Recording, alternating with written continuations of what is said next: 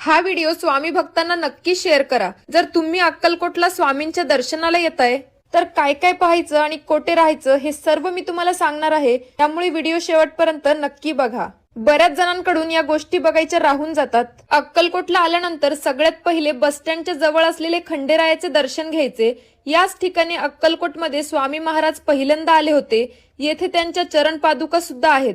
तेथून थोड्याच अंतरावर चोळप्पा महाराज यांचा मठ आणि समाधी मंदिर आहे।